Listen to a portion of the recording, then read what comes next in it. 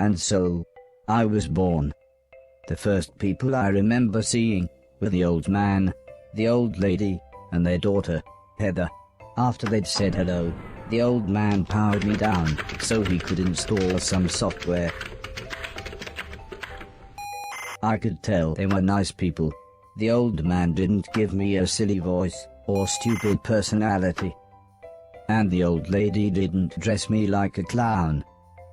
Although for some reason, Heather really didn't like me. Once I'd had time to get used to walking, the old man asked me to dash from one end of the room to the other.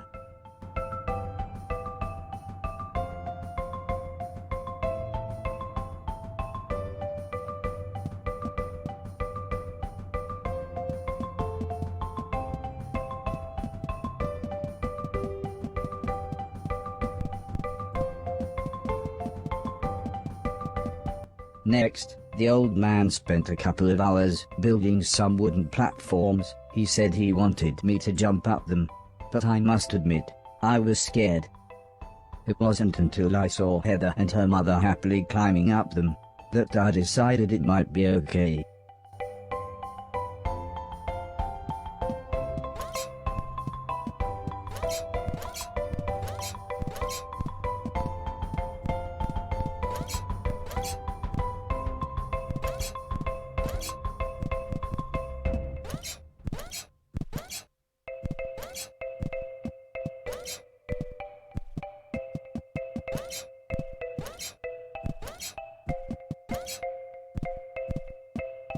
The old man then rearranged the platforms.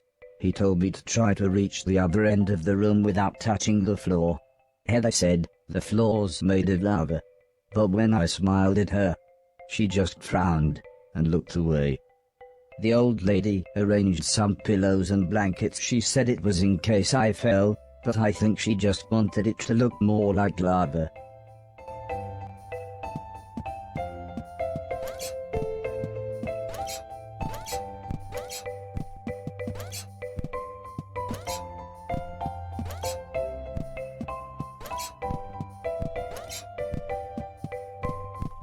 When I reached the other side, the old man just smiled and said, "That'll do, for now."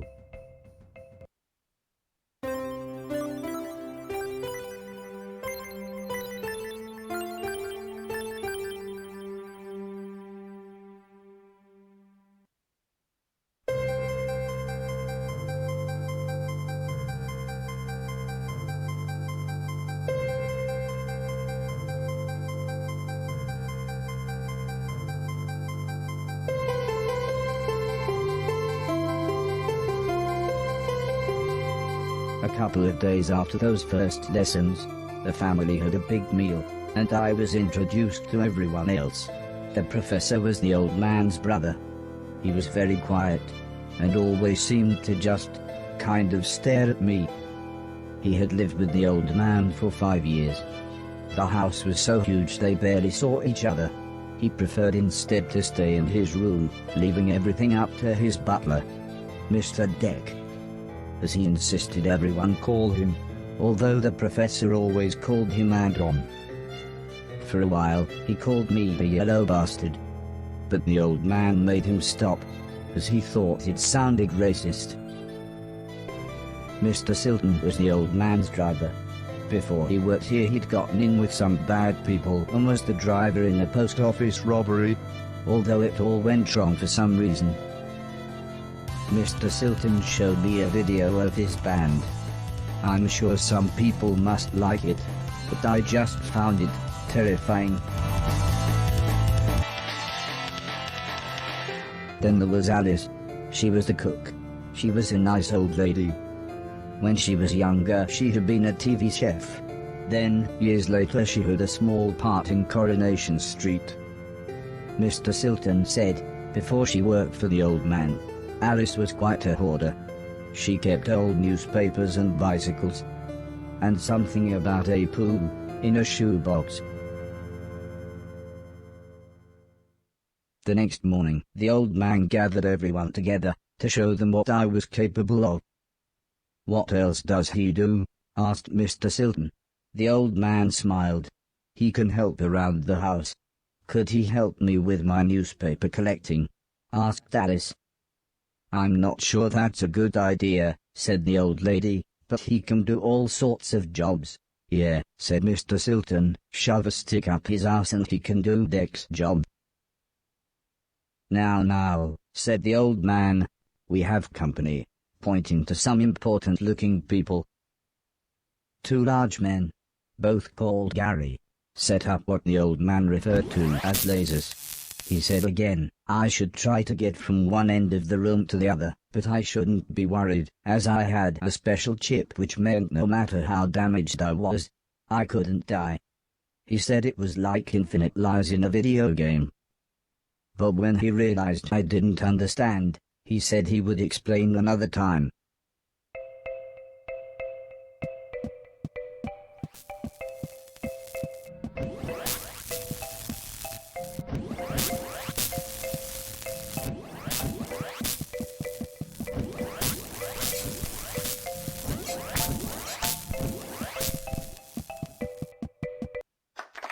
Everybody clapped, except the important-looking men. "Not exactly a cold, calculated killer, is it?"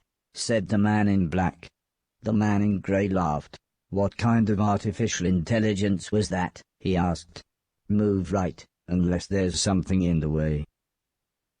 Okay, said the old man. He turned to me and whispered, "They're going to make it quite a bit tougher, but I'm sure you'll be fine."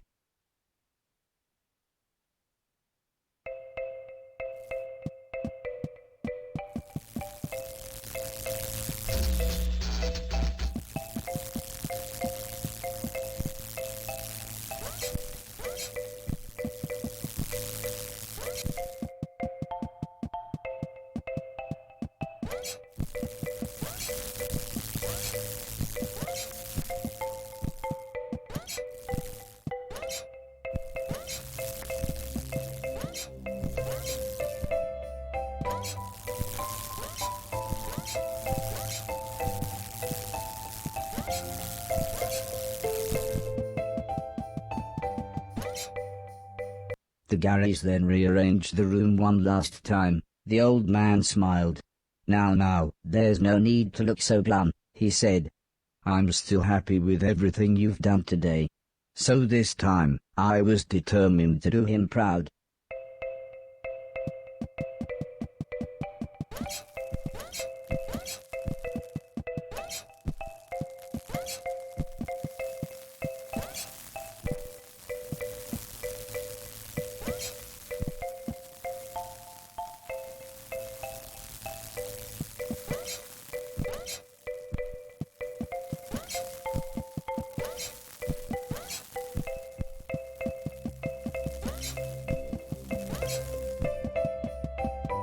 The old man's friends actually seemed quite happy when I made it through.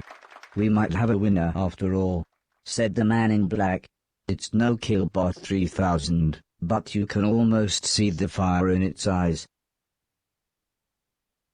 A couple of days later, the old lady said she had a surprise for me, my own room. She also wanted to play me some music. I wasn't sure after what Mr. Silton had shown me.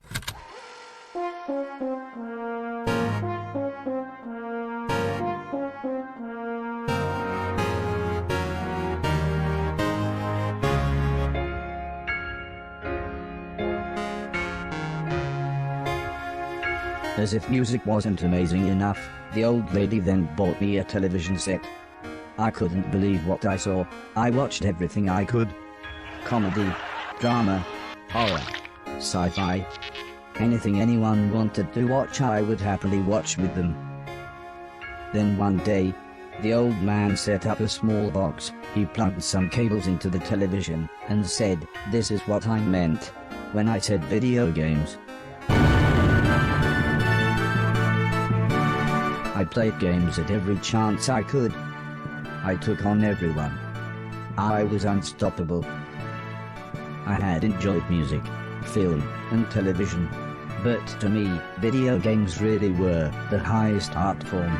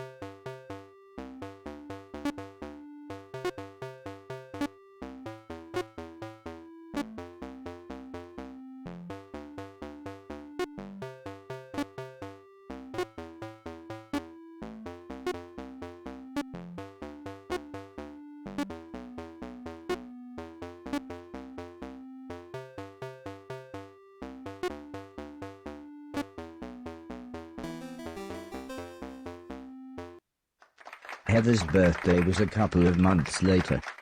Her mum and dad had bought her a camera and arranged a day out by the sea so that Heather could take some photos, although I really don't think she wanted any pictures of me. When the old man asked the professor if he wanted to go, he frowned and said, "I can't believe you want to spend time with that thing, it could destroy the world." I wasn't sure what he meant, but the old man just smiled and said, "That's what you said about the Game Boy. Anton, how about you?" "I don't think so," said Mr. Deck. "The last time I got in that car, Barry crashed us into a branch of Woolworths. I never would have gone into Woolworths of my own accord." The old man explained that the car was old and the brakes had failed, but Mr. Deck was having none of it. So Mr. Silton drove, and Alice came along for the fresh air.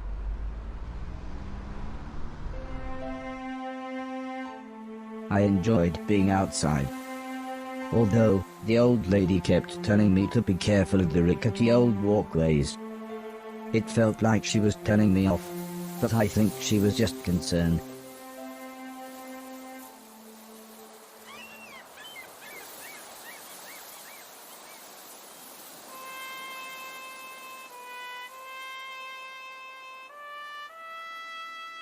As the old man and I stood on the cliff tops, I could see something in the distance. I wasn't sure what it was, so I asked the old man. He said it was a battleship that had sunk in the 1940s. But he looked so sad when he spoke about war.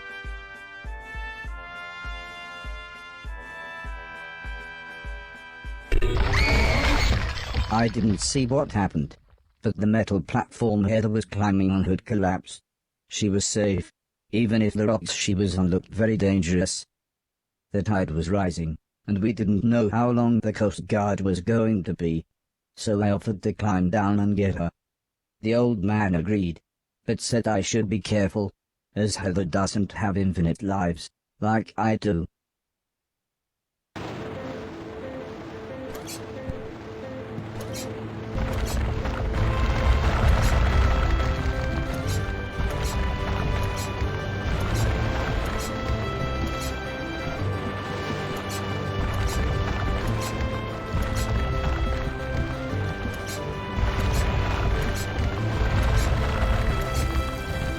Heather was unconscious, and her leg was broken, so I picked her up as gently as I could.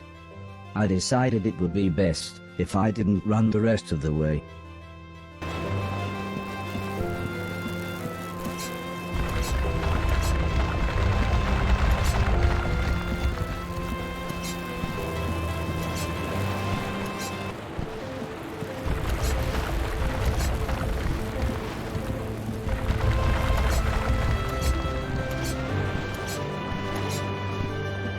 An ambulance had arrived by the time I had made it back to the cliff top. The medics made sure Heather was okay, and then took her off to hospital. A few days later, we all went to see how she was doing. She was fine, but would have to wear the cast for a couple of months.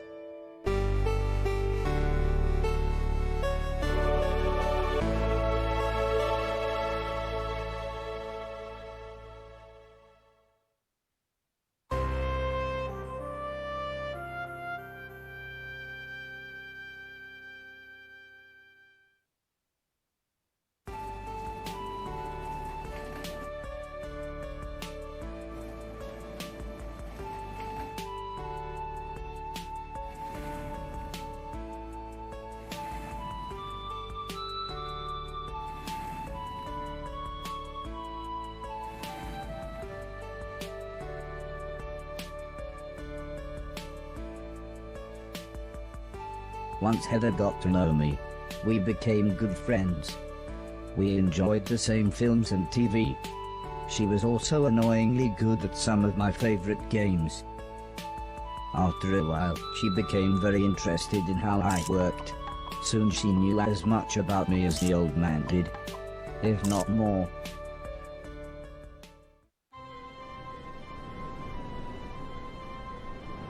We spent the next couple of months visiting other countries, as when it came to teaching me things, the old man always liked to pick interesting locations.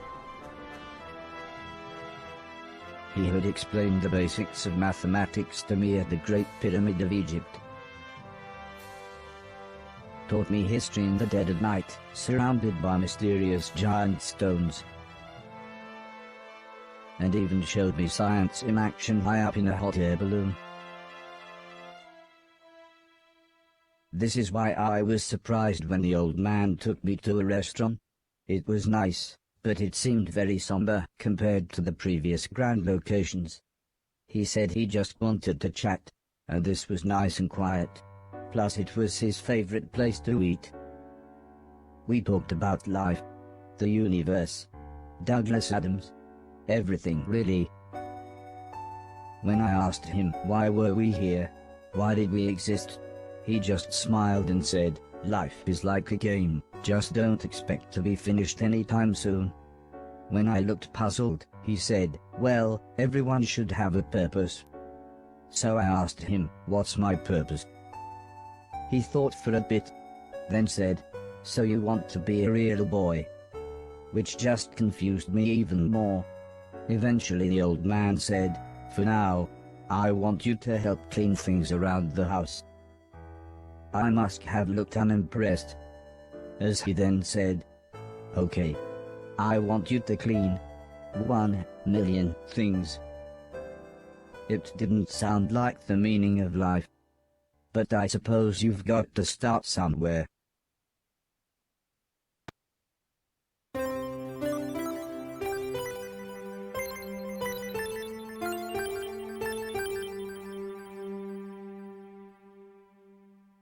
The next day, the old man said he wanted to install some more software, so he powered me down.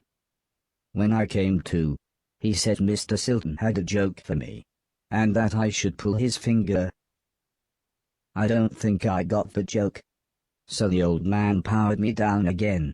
This time when I pulled Mr. Silton's finger, I got the joke. But it wasn't very funny. The old man then explained that he had installed a special chip which allowed me to clean away anything that was broken. He said it also tells me how many things are nearby, and how many smaller things are in a bigger thing. It all sounded very complicated, but he said all I really had to do was pause, and it would bring up all the information I needed. He then said he wanted me to find and clean all of the items in the room. He told me there would be some chains to climb, but that would be nice and easy, as I just had to press up.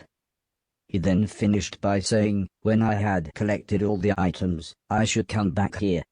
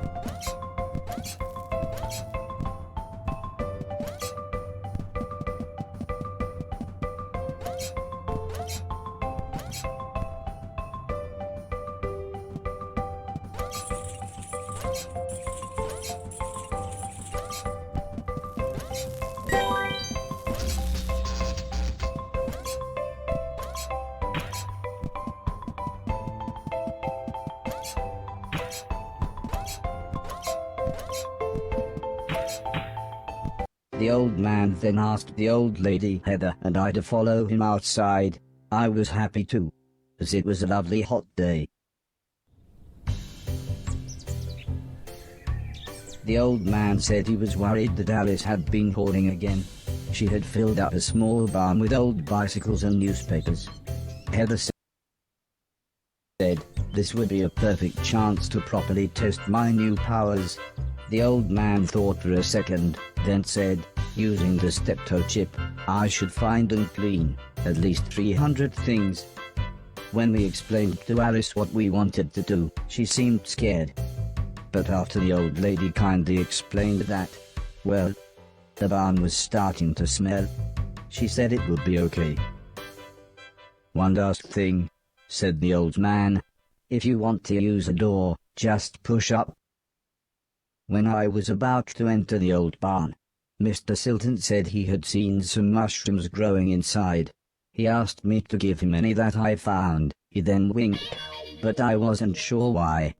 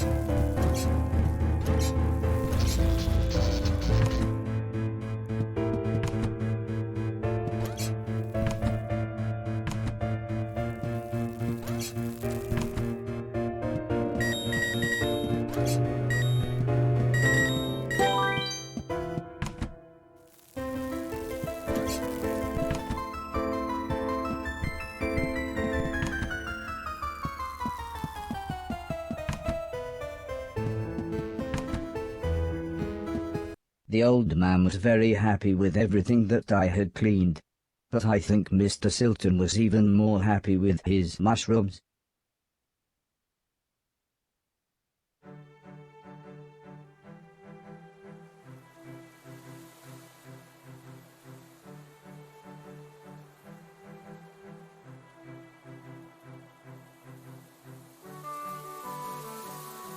It wasn't the days getting shorter, or the evenings getting colder. It was the falling leaves that really made me feel sad.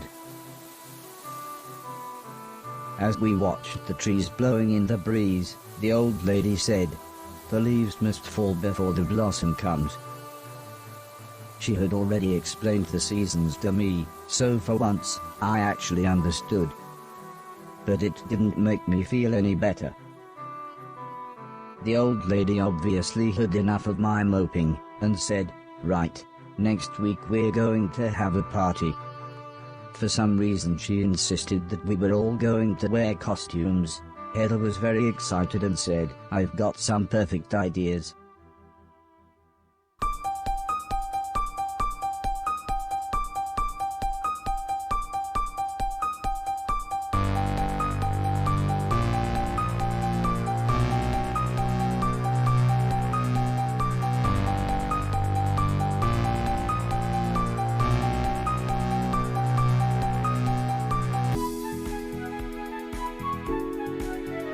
It was terrifying. Everyone was dressed like someone else. I think I was meant to be some kind of pumpkin, as everyone kept shouting, "It's the Great Pumpkin."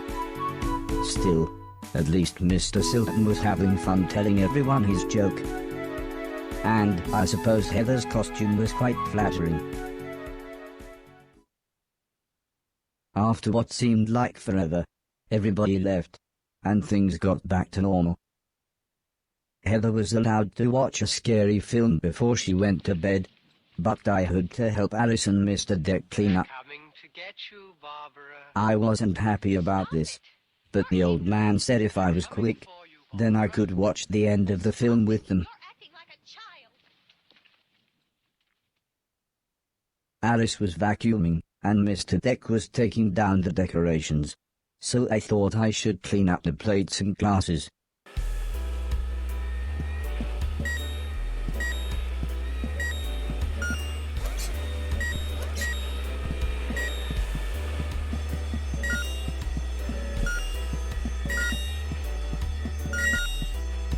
The ear-splitting sound was the fire alarm.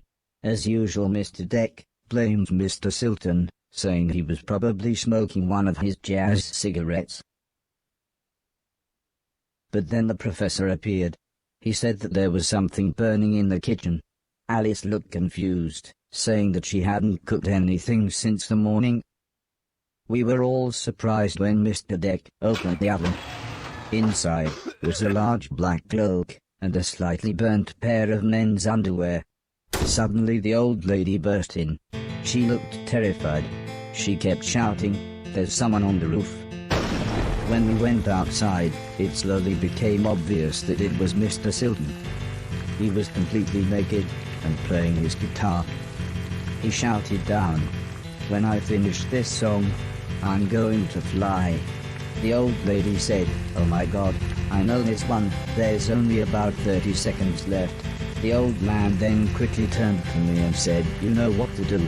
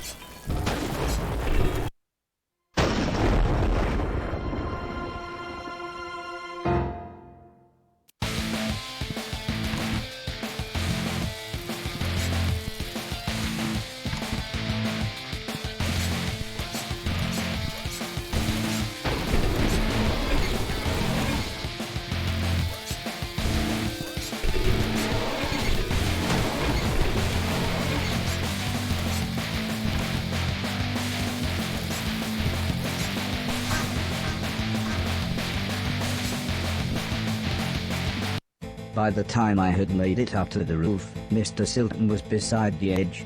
I tried to calm him down, but he was acting even more bizarre than usual.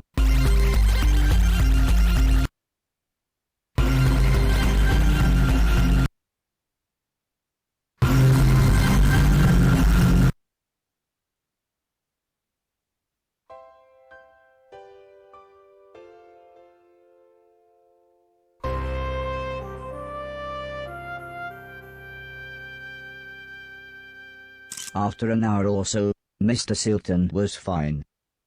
He said he had eaten some bad magic mushrooms. Part of me wondered why he hadn't doubled in size. Still, he was soon laughing and joking with the paramedics. One of them said he looked like the world's worst clown. I don't think Mr. Silton liked that. So he told his own joke. But that just made the other paramedic call him Marshmallow Marso. I don't think he liked that either. But at least he was still in one piece.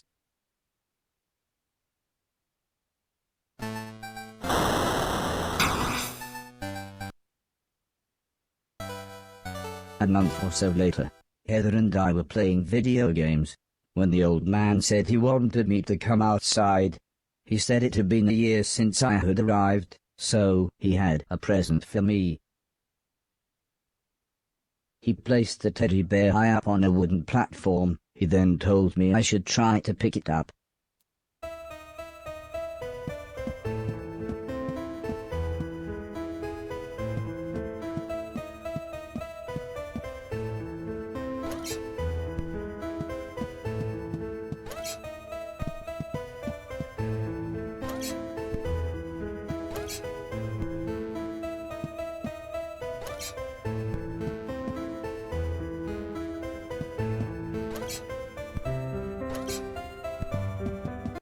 Try as I might, I couldn't reach the teddy bear.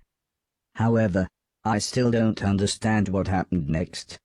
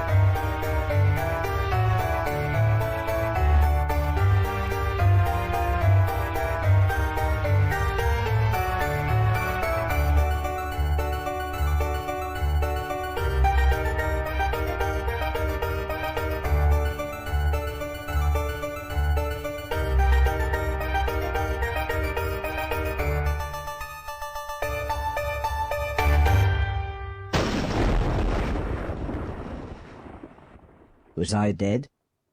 Was this heaven? It sort of looked like the basement bathroom.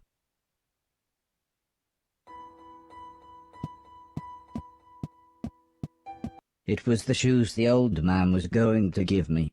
I thought I might as well put them on. They were just the right size. The old man's hat fit me pretty good as well. I'm sure he wouldn't mind if I wore it. Amazingly, the shoes allowed me to defy gravity. Or maybe it was the hat.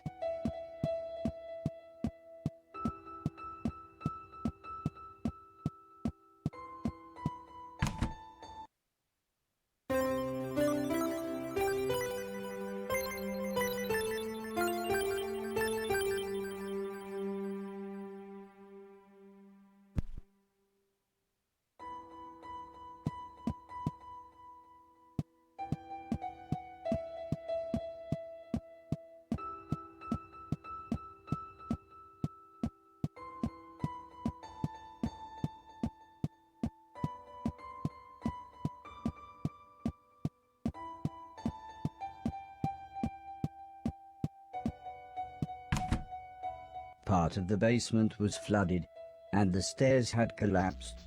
I didn't know what was going on, but I knew I wanted to get back upstairs.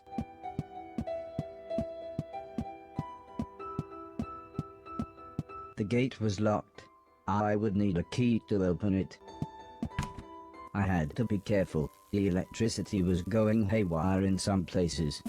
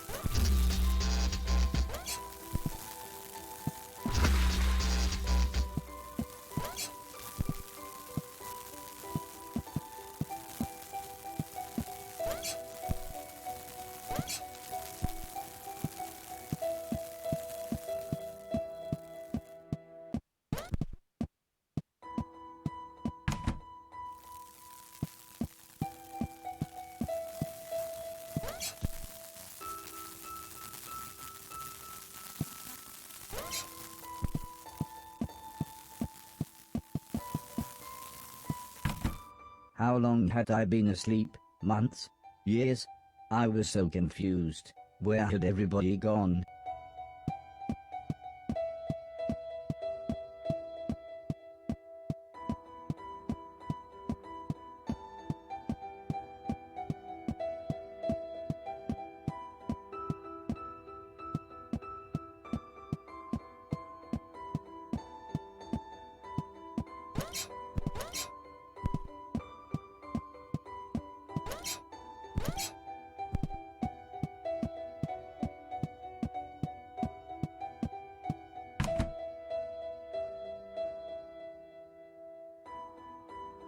I was slightly scared. This was the first time I had been outside on my own.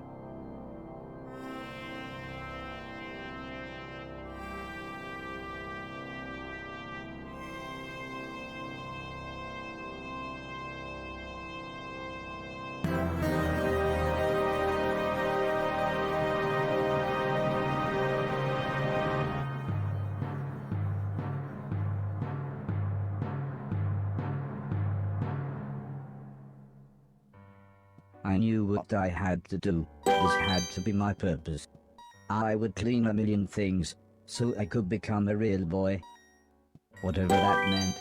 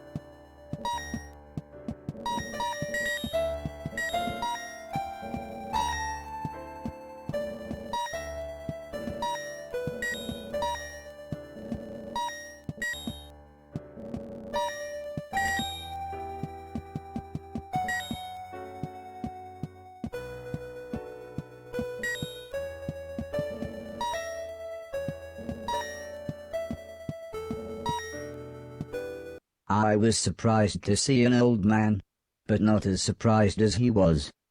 It turned out he was blind. He was kneeling on the floor with his hand in a drain. When I asked him what he was doing, he said his cat had crawled into the pipes, and he was trying to get her out. He was very happy when I offered to help. He said there was no way we could reach her from here, so if I was willing, I could make my way through the sewers and get her from the other end. He said he would turn off the water for as long as possible, but I would have to run, as the pipes would soon fill up again. I happily agreed. So he gave me a key. He said this will open all the sewer gates. Go through here, then down the ladder, and through the big door at the bottom.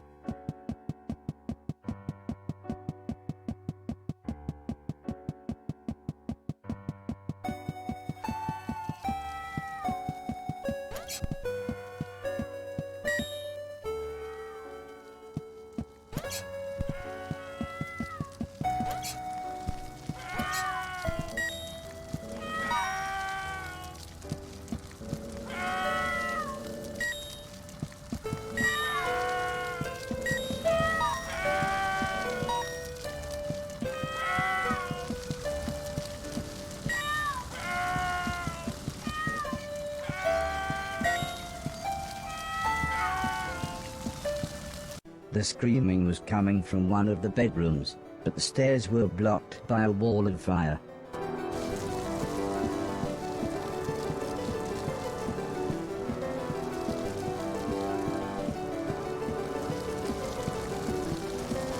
The people screaming turned out to be a man, a woman, and their children. They were confused and terrified. At first the man looked like he was ready to fight me, but after I convinced them that I was there to help, he calmed down. There was no way I could carry them all at once, so the children went first.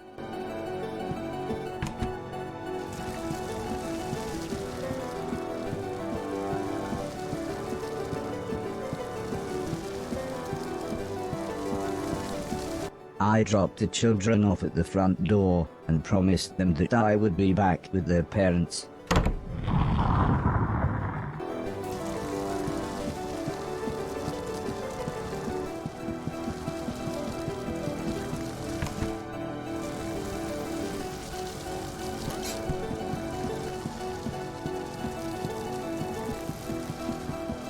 The fire was getting much worse, so the woman went next.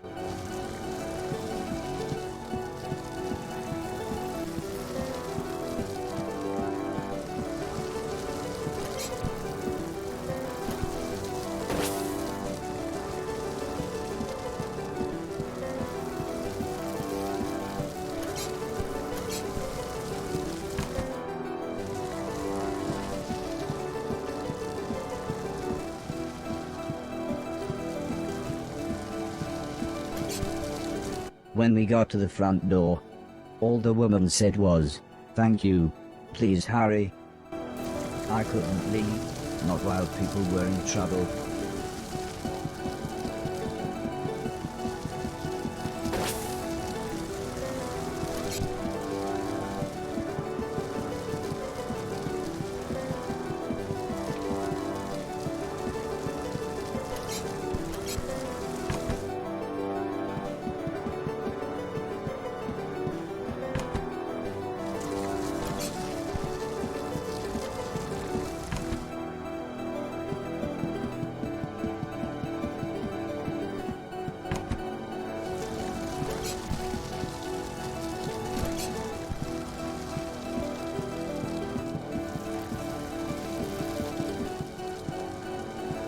By the time I managed to get back, the man was unconscious. I had to pick him up quickly, as I could tell the house was going to collapse at any moment.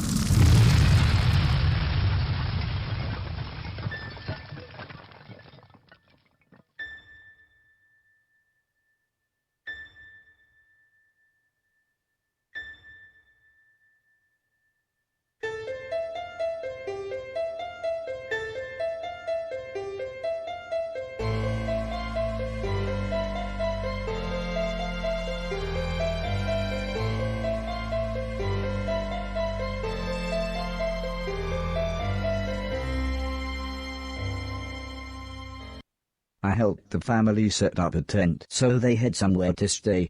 The kids were excited as they got to camp outside, but I think they knew they had just lost their home. When I mentioned my quest to clean a million things, the man said I should look through the rubble of the house, as they had no use for it. So, when everyone was making dinner, I looked through the wreckage. There wasn't anything I could clean, but to my astonishment, I found a TV set and a games console. With a bit of fiddling I was able to get them to work. So I sat playing games with the kids until their parents said it was bedtime. As we talked, the man opened a bottle of wine. I asked what had happened, why was everything so ruined? The man looked at the woman, then the woman sighed and said, "There was a war." "Yes, a war," said the man. "One side of the planet attacked the other, and before we knew, it was all over. Everything gone. Everything destroyed." "Well, it's late," said the woman. "We should really get some sleep. Help yourself to anything you need, and we'll see you tomorrow."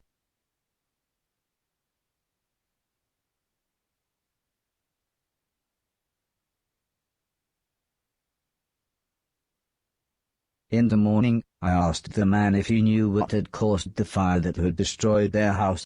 The man smiled. "Crap old house, bad wiring, constant electrical surges from the unreliable power plant, take your pick." He said, if we had the money, we'd move to the mainland. But we can barely feed ourselves, let alone buy a new house, so for now we're left here with the rest of the scum. But he did say I should head to the mainland, as there would be plenty there for me to clean, and a better quality of rubbish. The man said, "Before the war, my lovely wife used to be a fisherman." "Fisherwoman? Fishing person?" "I used to catch fish," interrupted the woman, "and, seeing as you saved us all from the fiery end, maybe you would like to borrow my boat to get to the mainland."